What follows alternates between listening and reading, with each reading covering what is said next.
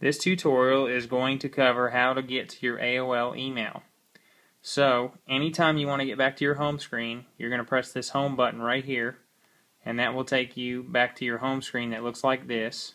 If you're already on your home screen, it's going to take you to a search menu, and you can just swipe your finger to the left, which will pull the screen over, and you'll be on your home screen.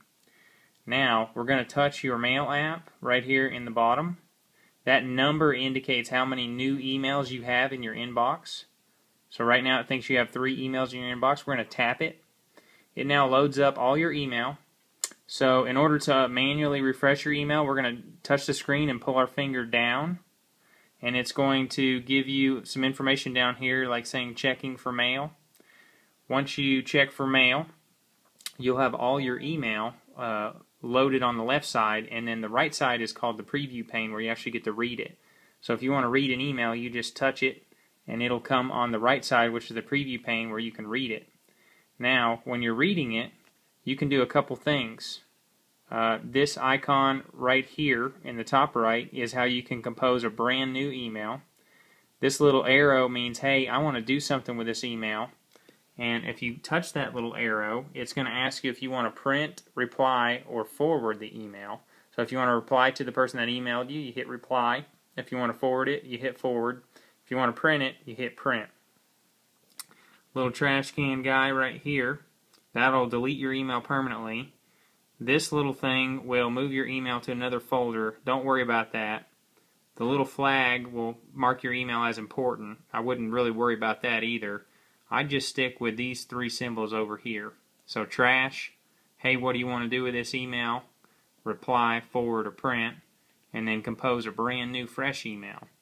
So we're going to touch back on our email because we don't want to reply to it per se. And let's just say for learning's sake, we are done with this email. We want to go back to our inbox. So there's always going to be a back button up in the top left. We'll go back to the window you were just on. So this one happens to go back to the inbox. We touch it, we go back to the inbox.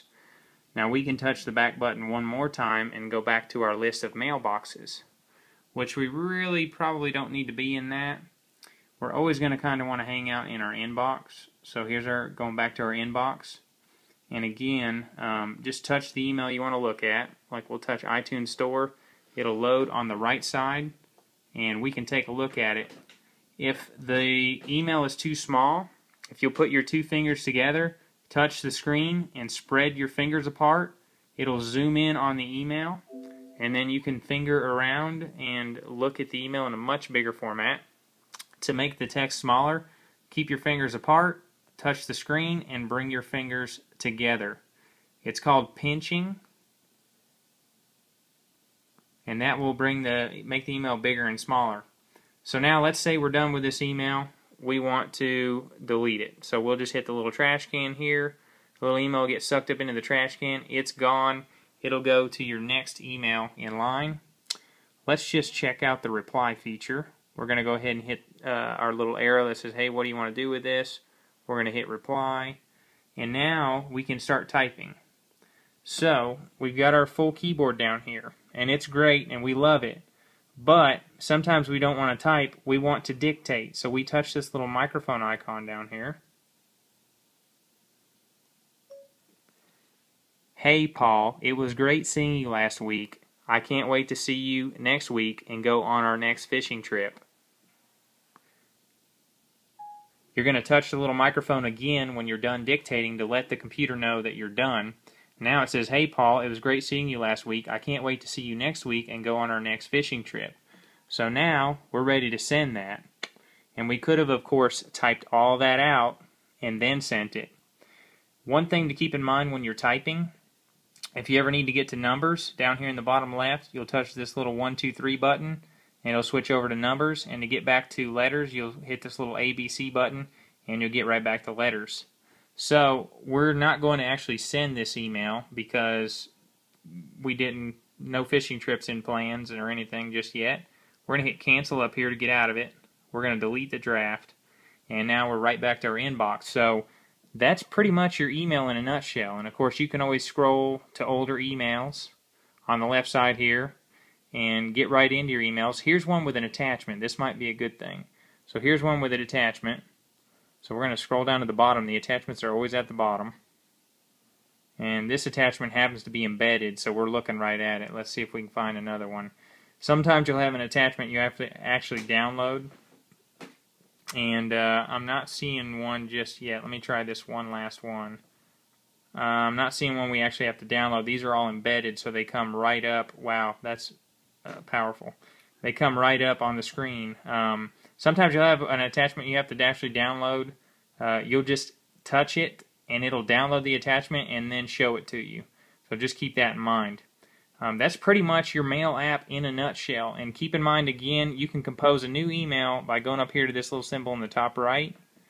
And then you can type in who it's to. So let's just say cpoctn@gmail.com. That is your favorite computer guy's email address. Alright, and then we can do a subject line. Thanks for coming out today.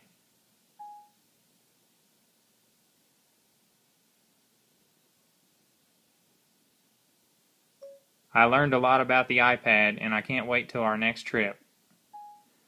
Bam. And we're going to hit send, and that email is out the door. So that's all your email in a nutshell. And one last thing, if you want to forward one, you're going to go to your little, you're going to go to your little, hey, I want to do something else with this button, arrow, and you're going to forward it. And then it's going to ask you if you want to include the original message. Always include that if you're forwarding. And then just type in who you want to forward it to and hit send, and you're in business.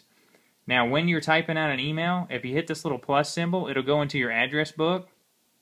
And you can pick contacts out of your address book, which right now you don't have any in there.